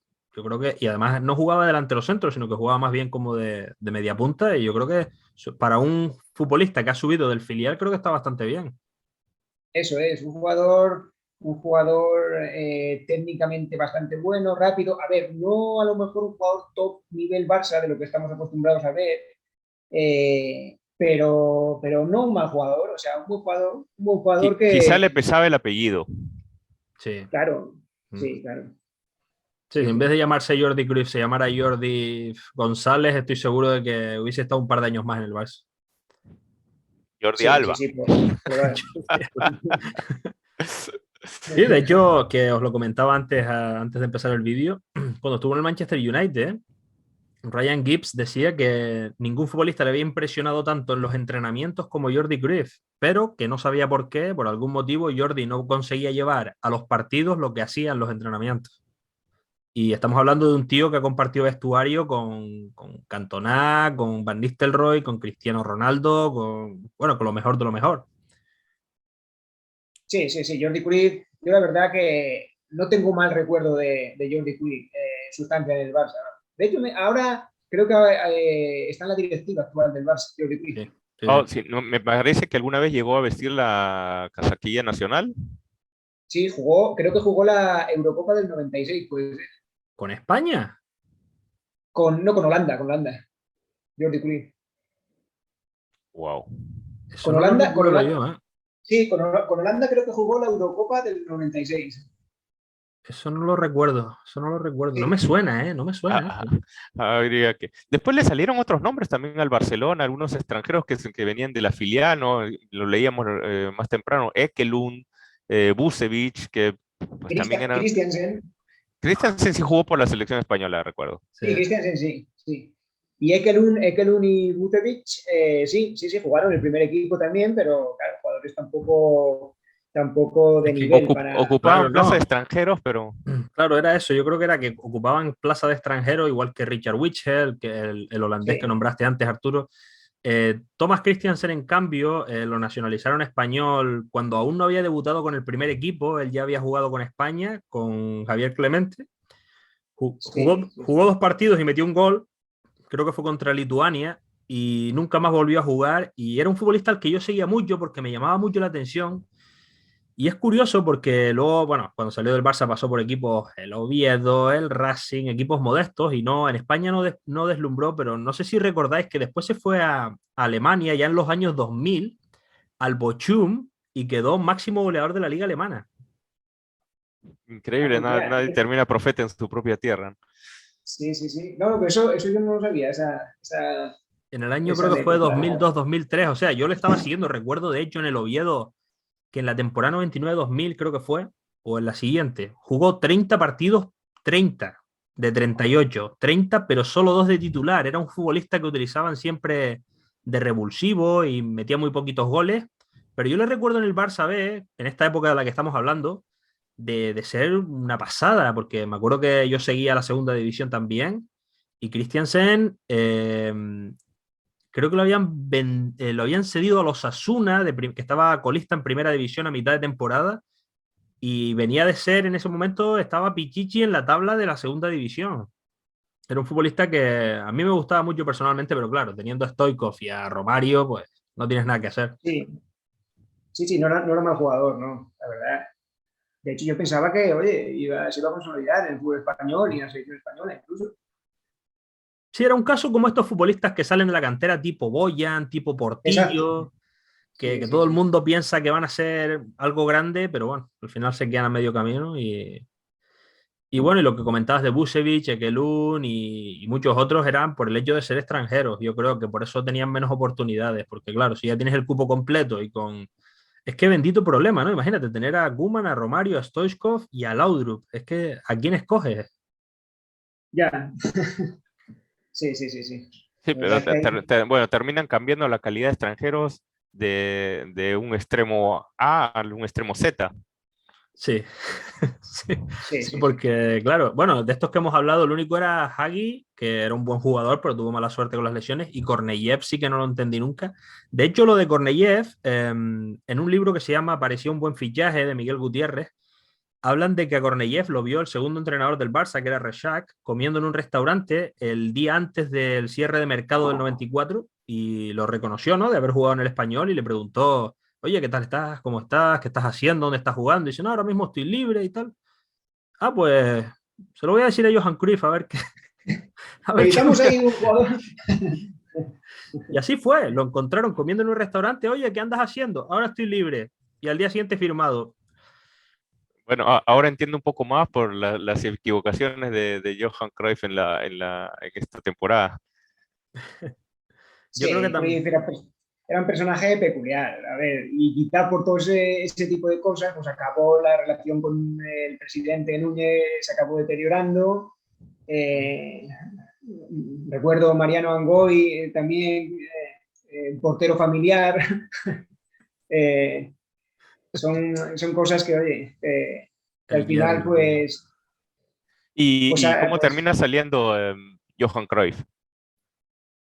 pues fue la temporada siguiente de la que No, estamos hablando. no es Sí. que yo quiera cerrar el tema, pero ya que estamos Bueno, en No, esa no, seguidilla de errores, hay que ir yo creo ahí, que hay que ir ahí, José, porque claro, estamos hablando del caso de Johan Cruyff y ah, efectivamente esa temporada 94-95, Arturo, cuando el Real Madrid le ganó 5-0 al Barça, le devolvió la 5-0 manita, con un hat-trick de hat-trick Zamorano, hat-trick de Zamorano. al día siguiente José Luis Núñez renueva a Johan Cruyff, le renueva el contrato y bueno, esa temporada acaba en cuarto, un desastre, pero Núñez mantiene a Johan Cruyff una temporada más, que es la 95-96, en la que dice Arturo que fue despedido, que ahí sí se hicieron buenos fichajes, ¿eh? Estaba Luis Figo, estaba Popescu, Popescu. Logan Blanc, puede ser, me parece, o fue el año No, siguiente. Logan Blanc fue el Couto, año siguiente.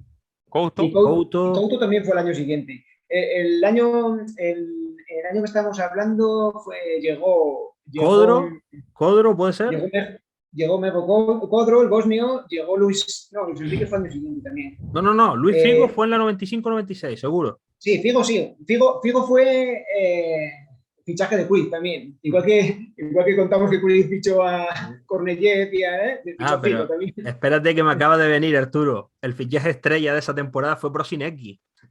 Prosineski. ah, claro. Prosinecki. Eso sí que fue otra cruzada en toda regla. Prosinecki, a ver, Prosinecki también es un caso que llega al Real Madrid también con fichaje galáctico, de Estrella Roja, campeón de Europa, gran jugador, estrella del fútbol europeo. De hecho, creo que fue hasta podium de Balón de Oro, empatado con Savicevic, de la Estrella Roja también. Y llega al Real Madrid y ¿qué pasa? Que no para de lesionarse, ¿no? Nadie discute la calidad, ¿eh? Era un jugador, Yo Prosinecki. me desilusioné de Prosinecki después de verlo en el Barcelona, porque Porque además después de fracasar, digamos, debido a las lesiones en el Real Madrid, se va a jugar a Oviedo y se Sí. convierte otra vez en la estrella del Oviedo, evidentemente, y juega muy bien, ¿no? Y claro, Y juega mucho, deja de lesionarse.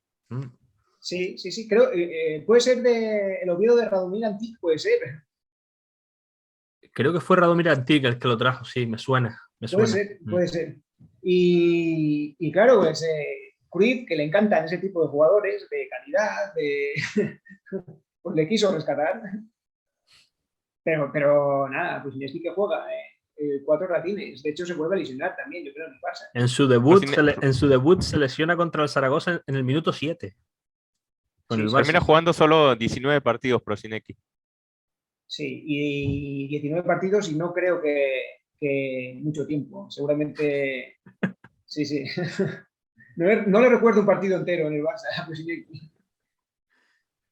Y de hecho, Meo Codro jugaba mucho, pero creo que metió 8 Buah, goles. Fue un fiasco, ¿eh? fue un fiasco en el Barça. A ver, el Barça venía de Romario Sí. y de repente el jugador que se ficha para suplir como delantero goleador en el Barça es Mejo Codro, que había hecho muy buenas temporadas en la Real Sociedad. Sí. Yo me acuerdo del mítico programa el día después, los cobrazos que llamaban, esos libres directos. Pero claro, ¿era un jugador nivel Barça? Se demostró que no.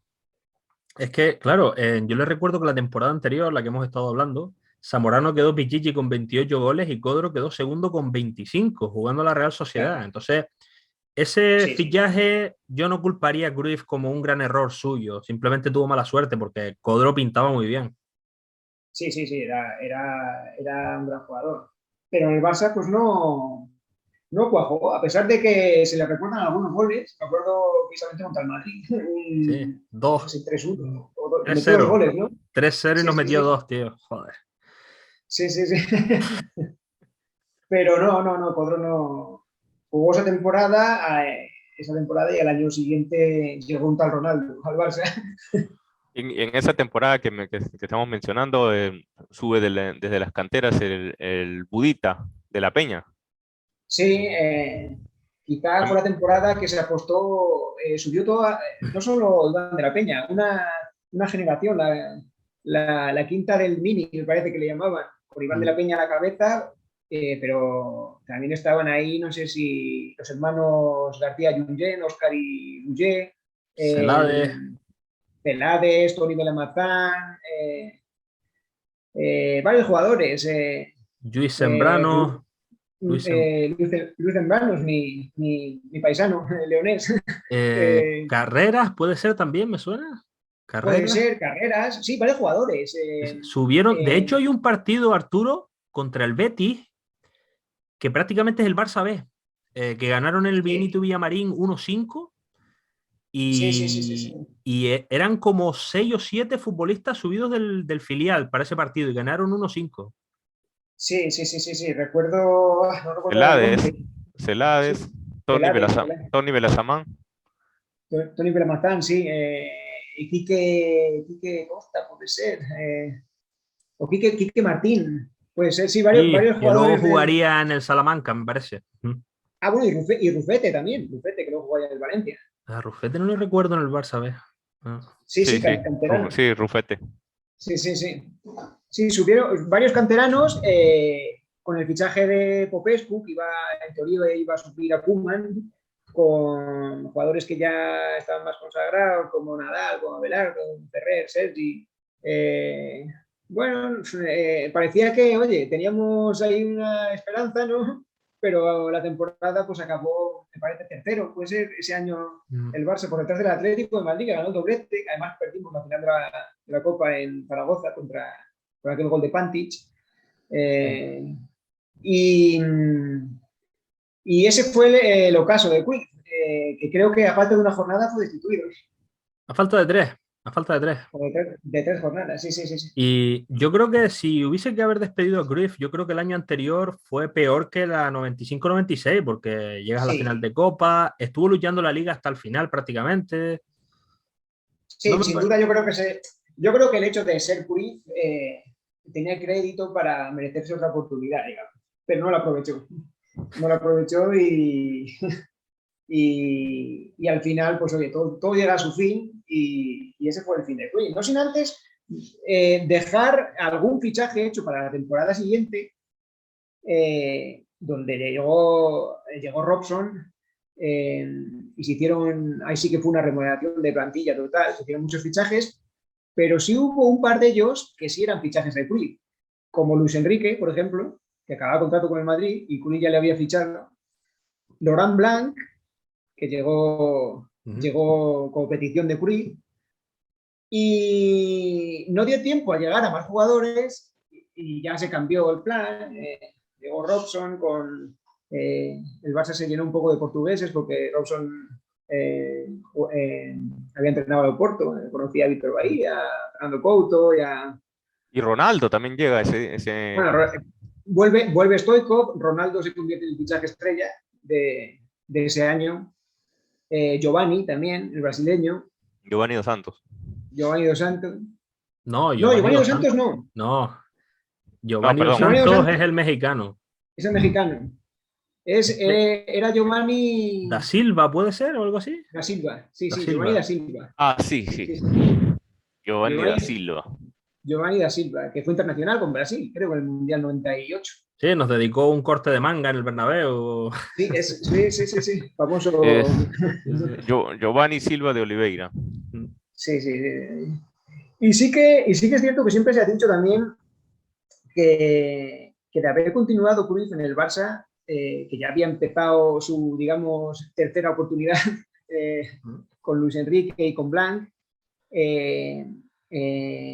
siempre se dijo que él pensaba en un tal Zinedine Zidane Y para... estaba entre Zidane y Rui Costa.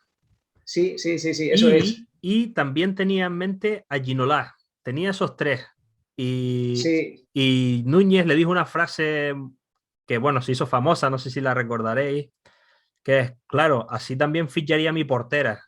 Porque es como, claro, como pidiendo lo mejor de lo mejor y a ver quién lo paga, ¿no? ya, sí. No, Sí. pero ¿te imaginas ese equipo? Ginola, Rui Costa, Zidane, Ronaldo. Los Galácticos de la otra avenida, ¿no? Sí. A ver, oye, quién sabe si podría haber sido, porque estamos hablando además del año de la Liga de las Estrellas, no sé si te acuerdas. Sí. El Sí, año sí, que... no. Y además, si hubiera llegado Zidane, se hubieran juntado Ronaldo, Figo, Zidane, No, que pero yo fueron creo... los Galácticos de posteriores, ¿no? Sí, pero yo, fíjate, yo creo que si hubiera venido Zidane y Ginola, como hablaba, o Ryan Giggs también, que siempre fue un fichaje, Ryan Giggs, sí, también. Dennis Bergkamp siempre fue un sueño de Cruyff. Si hubieran llegado esos jugadores, yo creo que, por ejemplo, Ronaldo no hubiera llegado al Barça. O jugadores como Ronaldo, como Stoichkov, que volvió, yo creo que no, bueno, Yo Figo no hubiera creo, vuelto. yo creo que Stoichkov no hubiera vuelto, pero Ronaldo sí. Yo creo que Ronaldo sí hubiese venido. Pero Ah, igual ya está... Ronaldo llega creo más por la nostalgia de Romario, ¿no?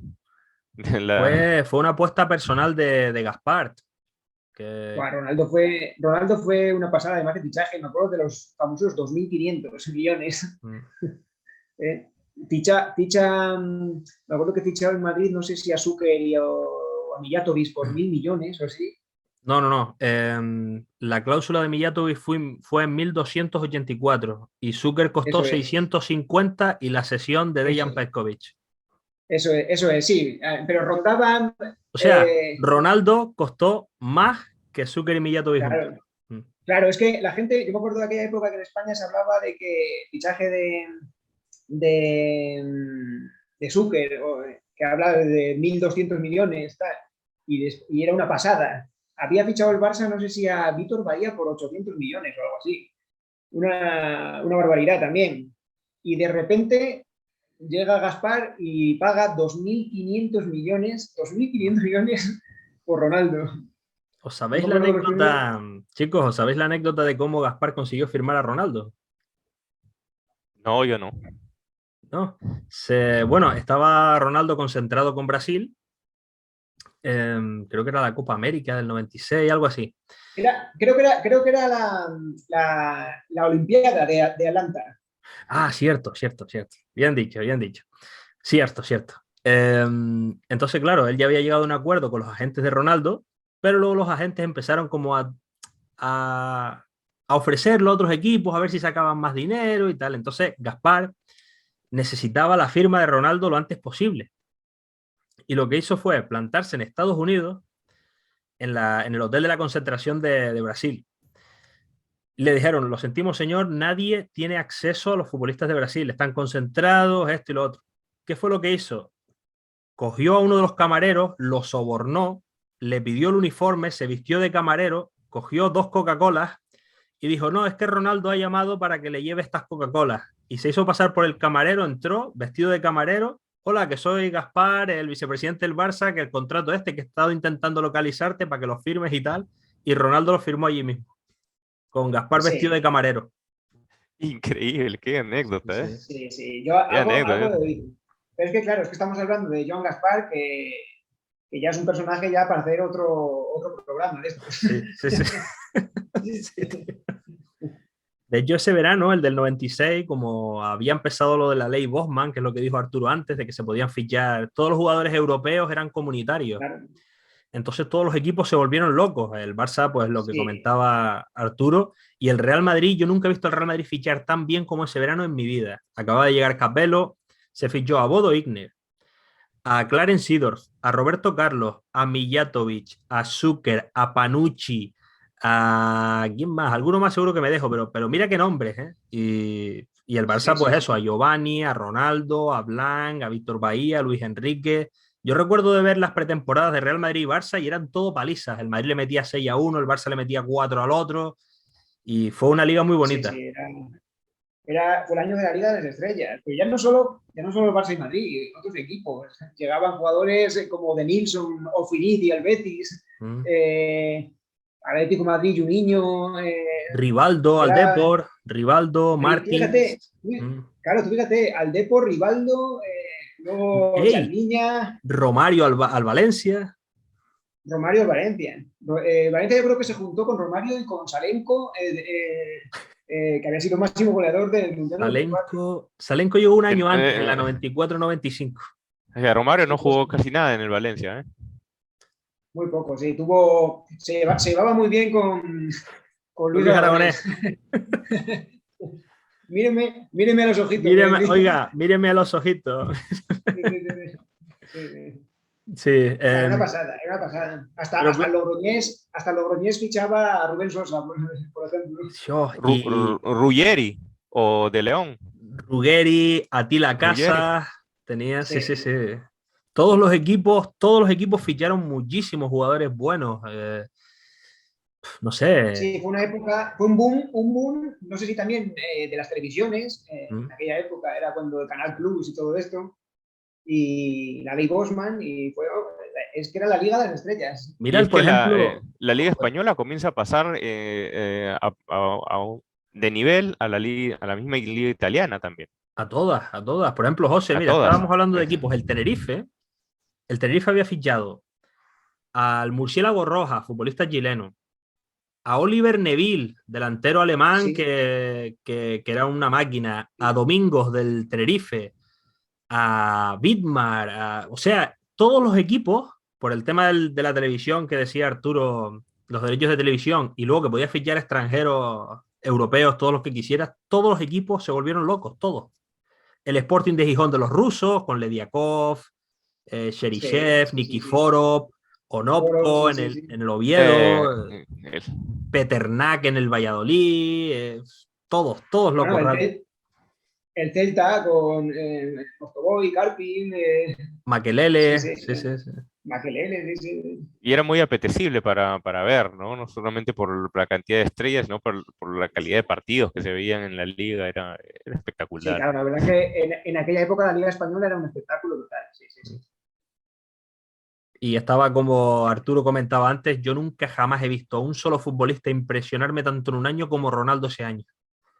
Era, Ya, sí, sí, sí, la verdad que yo me acuerdo en una portada de Marca con Ronaldo, la portada y ponía, creo que Pelé ha vuelto o algo así. Algunos partidos había espectaculares. una de Marca que salía la sombra de Ronaldo con el dedo así, como él celebraba los goles, así, Sí, y sí, ponía sí, ET el extraterrestre. sí, sí, sí. No, El, fe- el la fenómeno. verdad que, y tú fíjate que el Barça ese año, el año de Robson, que no gusta a la afición culé, no le gusta ese Barça porque no se aleja del cruifismo, ya se juega con cuatro defensas, con medios centros de contención. eh, Pero vuelve a y- ganar en Europa, ¿no? pero claro, pero es que ese año el Barça gana todos los títulos que se pueden ganar, menos la Liga, que la gana el Madrid de Capello. Y yo creo que ese año,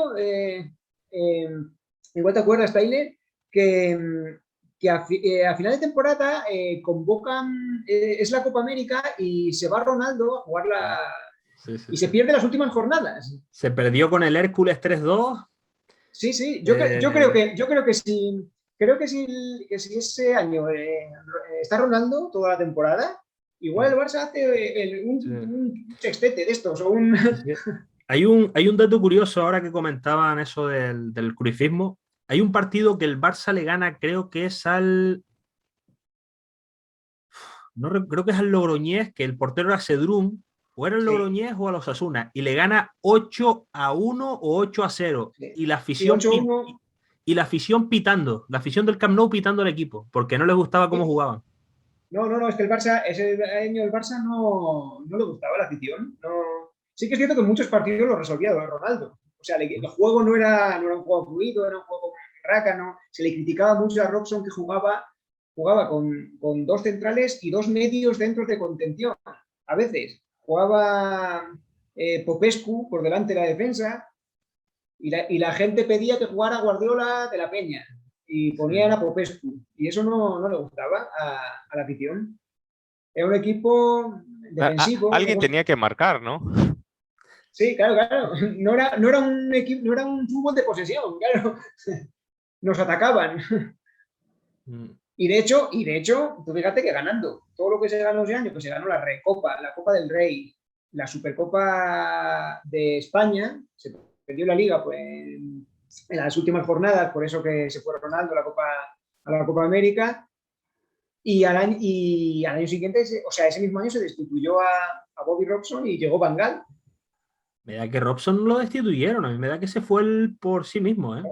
O se fue, a lo mejor solo tenía contrato, no le renovaron. Sí.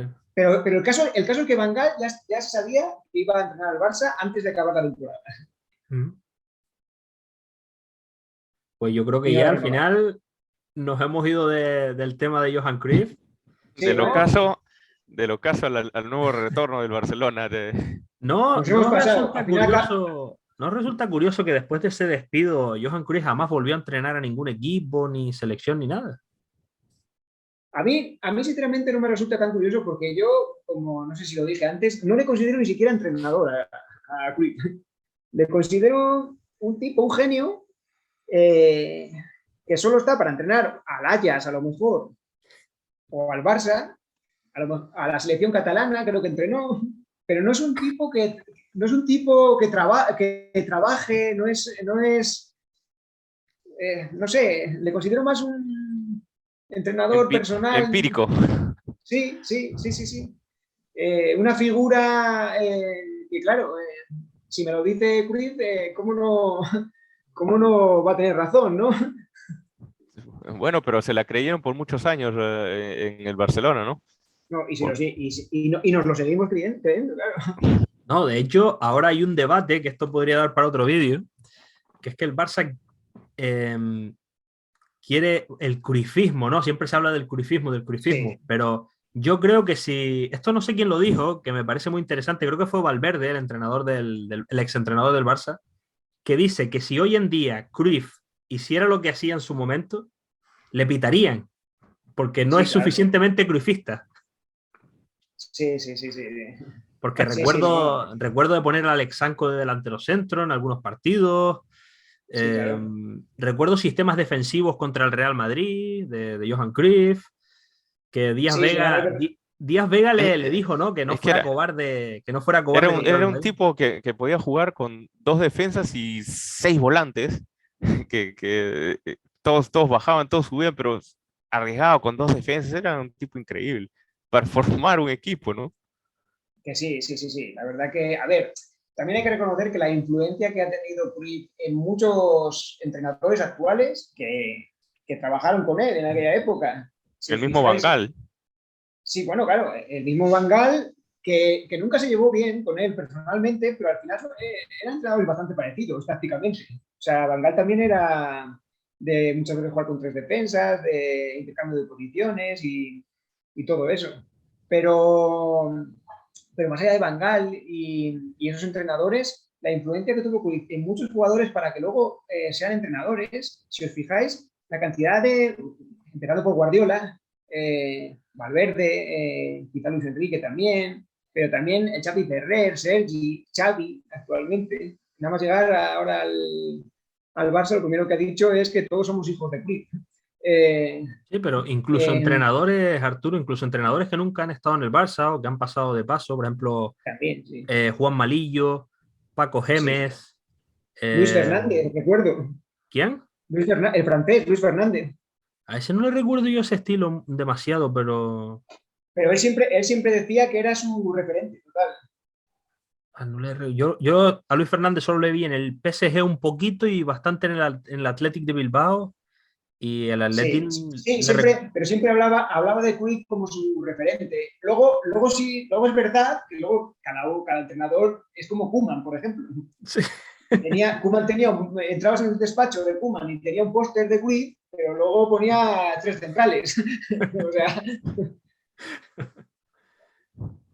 Pues nada, amigos, yo creo que por hoy yo me lo estoy pasando pipa y podría estar aquí hablando con ustedes todo el santo día, porque me encanta la época esa cuando yo descubrí el fútbol en los años 90, desde los ojos de un niño y me encantó y me apetecía mucho hablarlo con ustedes. Por eso no había hecho este vídeo solo. Y bueno, no sé si queréis decir alguna cosa más, añadir alguna cosa más, José, del tema este, porque para no hacer un vídeo tampoco de 3 horas, que Arturo me imagino que tiene al niño ya, o si no está dormido, estará a punto de dormir. No, bueno, yo definitivamente no recuerdo tantas cosas como ustedes que lo han vivido en cancha propia. Claro. Yo, como digo, estaba en Sudamérica, nos llegaban pocas cosas y las cosas que estoy escuchando de ustedes en estos momentos, pues me, me alimentan tantísimo y me hacen aprender muchísimo más. Eh, pues esta época de Cruyff yo la viví quizá de un modo parecido al de ustedes, pero más lejano. Y era un Barcelona que a mí me encantaba ver por televisión. Yo recuerdo prender la televisión especialmente para ver esos partidos del Barcelona y recuerdo también la final perdida contra el Milán que me llenó de mucha tristeza porque también consideraba a ese equipo que merecía A mí no. ser campeón. Seguramente. Pero, como te digo, yo lo veía desde lejos y lo que nos atraía a todos nosotros era ese buen fútbol, ese espectáculo del cual conversamos al principio, ¿no? Jugadores como Laudrup, Romario, Stoichkov, Guardiola, el mismo Koeman, eran jugadores que gustaba ver, que la tribuna aplaudía y que pues deleitaban con todo el fútbol que mostraban. Ciertamente, yo lo reconozco, yo me hice madridista y la mayoría de mis amigos del colegio eran del Barça, pero cuando yo veía ese Barça, el del 93-94, a mí me fascinaba Stoichkov, me parecía el tipo de futbolista al que yo quería parecerme porque yo jugaba al fútbol y era delantero y me gustaba discutir y pelear y luchar y me encantaba Stoichkov, la elegancia del Laudrup, Goicoechea, sobre todo con la selección, me flipaba. Entonces, entiendo que el Barça en aquellos años era muy atractivo de ver, era un equipo muy, muy bello de ver, muy, muy divertido. Y en el Real Madrid no pasaba tanto eso, pero por suerte, para mí, yo era muy fan de Emilio Butragueño, era mi gran ídolo y creo que eso fue lo que me hizo decantarme por el Real Madrid, realmente, porque por estética y por nombres, creo que el Barça era muy superior en aquella época. Y bueno, Pero sin embargo, Arturo, no por resultados, ¿no? Porque como ya vimos, los resultados no siempre fueron de acorde con la calidad del equipo. A veces fueron en altibajos. bueno, en esos años sí, el Barça tuvo sus altibajos, pero el Ah, Madrid tuvo más altibajos aún, porque el Madrid, esa Sí, temporada en aquel acabamos tiempo. cuarto, en la 93-94 acabamos cuartos, despidieron a Benito Floro con la famosa bronca de Lleida, Sí, eh, sí. Sí, el Madrid y tuvo más bajos que altos en aquella sí, época. sí, y claro, Venía de una época, de una época gloriosa. A mí me pasó al revés, o igual que a ti, al final. Yo me hice del Barça en la época de la quita del buitre, que estaba arrasando en el fútbol español. Y yo, sin embargo, pues me hice del Barça. Al final, por eso quizá para mí Cruyff lo tengo tan mitificado. El tipo que cambió la mentalidad y la filosofía, vamos, no solo del club, sino de la afición, de todo lo que es el barcelonismo en general. bueno, del fútbol en general, porque Y ahora del fútbol, hay, sí. sí, Sí, sí, sí, quizá, y persona muy influyente también en el fútbol español en general. Vemos que, si te fijas, casi todas las selecciones de España, a partir de la era Cruyff, la base casi siempre ha sido el Barça. Desde la de Clemente, la de Luis Aragonés, la del Bosque, y ahora de Luis Enrique igual también pasa. a ver, Casi siempre la base. Arturo, eso es otro tema, porque si bien algunos jugadores eran del Barça, solo hay que ir a un España-Nigeria en el que jugamos con 6 centrales. Yo no me imagino a Johan Cruyff Sí, jugando sí, sí, sí. Sí, sí, sí, sí. No, no, el estilo no tenía nada que ver. Lo hablamos antes, Clemente Era con Cruyff como, no era, tiene nada que ver. vamos, que si le hubieses dado a Clemente, a Laudrup te lo mantiene en la grada, a Romario lo pone de lateral derecho y a Stoichkov de Sí, central. sí, sí, no, no. El estilo, hasta la llegada de quizá Luis Aragonés, el estilo no tenía nada que ver. Pero bueno, ahí estaba Nadal, ahí estaba Abelardo, ahí estaba al final Ferrer, Sergi, eran jugadores que también jugaban en el Barça. O sea que la influencia que tuvo Cruyff en el fútbol español en general, eso es innegable, ¿no? Sí, sí, bueno, sobre todo en el fútbol mundial hasta el punto de que creo que es la forma más estética de jugar, pero la más difícil de controlar, en mi opinión, el cruifismo, el controlar los partidos a través de tener el balón, de saber moverlo, de una presión alta y es la más estética, pero creo que es la más difícil de controlar y eso es lo que le pasa al Barça, que quieren controlarlo y cuando no pueden es cuando sufren realmente, como le ha venido pasando los últimos años. Sí, claro, claro. Es un poco jugar casi siempre en el alambre. Pues no sé si quieren decir algo más, muchachos, para por lo menos ir finiquitando el vídeo, porque yo no sé cuánto llevaremos ya, pero 1 hora y pico seguro, ¿no? Casi 2. Pero bueno, yo como reitero, muy contento de haber participado, de haberlos escuchado sobre todo, compartir con ustedes esa conversación de un tema muy, muy lindo, ameno sobre todo de esos años, que yo, digamos, era un poco más viejo que ustedes, pero también lo vi desde más lejos que ustedes. Entonces, nos llena de diferentes formas, ¿no? No, y es normal porque en aquella época, José, pues tampoco estaba el internet como ahora y te entiendo perfectamente, pero aún así también incluso en mi caso, cuando antes estábamos hablando en privado, me diste datos que yo tampoco conocía. Yo no, yo sabía que Hagi había estado en el Brescia antes de venir al Barça, pero yo no sabía que era en segunda división. Eso me pareció fascinante, ¿no? De cómo un mundial puede sacar un futbolista de la segunda división italiana y devolverlo a la élite del fútbol mundial a través del Barça. También me ha encantado escuchar a Arturo porque antes del año 93-94 yo no lo viví en primera persona y lo poco que sé es por leerlo, por ver vídeos a posteriori. Entonces tú que lo viviste in situ, me hipnotiza escucharte y me gusta mucho porque así aprendo yo también y es lo más que me gusta, ¿no? Compartir los conocimientos y aprender y ver la historia desde los ojos de otras personas. Sí, hombre, es una gozada hablar de fútbol con gente como vosotros y aprender. Yo también aprendí y rememorar, te da nostalgia rememorar esas épocas. Pues nada, amigos, yo creo que os voy a tener que dejar que vayáis a dormir. Ha sido un placer, de verdad. Muchísimas gracias. Espero que no sea la última vez. Yo me encanta escucharos. A Arturo, a ti no te conocía, a José lo sigo por YouTube y me encanta escucharle en YouTube. Lleva colaboradores que hablan mucho y muy bien de fútbol y eso me encanta. Entonces yo le contacté por Facebook para poder colaborar con él y me ha costado, pero por fin le tengo aquí por primera vez. Ojalá no sea la última. Y a ti, Arturo, igual, tío. Un placer haberte conocido y ojalá pueda seguir charlando de fútbol contigo. Igualmente. Ahora, te comprometo, Tyler, a que veas nuestro video de Messi versus Cruyff en Fútbol entre Amigos, el canal de YouTube. Te prometo que lo voy a ir a ver ahora mismo. La gran participación de Arturo, ¿eh? Bueno. Pues nada, muchachos, os mando un fuerte abrazo. Me veré el vídeo de Cruyff con Messi y te haré saber, José, para que tú le hagas saber a Arturo lo que pienso. Y nada, hasta aquí el vídeo de hoy. Yo nunca lo digo en mi canal, pero lo voy a decir por primera vez. Suscribirse, darle like, porque nunca lo digo y veo que si no lo dices no lo hacen. Y bueno, pondré, como dije antes, en el canal de José, de Fútbol Entre Amigos, para los que quieran echarle un ojo y suscribirse. Y Arturo, pues recordarle también a la gente por si quieren pasarse por el grupo de Facebook de Fútbol Histórico, donde de hecho creo que fue allí donde te conocí, José, donde te contacté, me parece que te vi por allí. Y es que de hecho el fútbol histórico es muy bonito. Yo, yo también estoy administrando esa página de Facebook. ¿Estás administrándola? También. Es que a mí, que me encanta tanto hablar de fútbol, me siento un poco frustrado porque yo vivo en Reino Unido y cuando hablo con gente de fútbol aquí en Inglaterra, todos te quieren hablar de Cristiano, de Messi, de Ramos, de lo de siempre. Y les hablas de, yo qué sé, de Giovanni da Silva. No sé quién es. Oye, pues de secretario, el lateral no Giovanni dos Santos, como dije yo. Pero con ustedes, gracias a Dios, pues sí, se puedo hablar de cualquier cosa.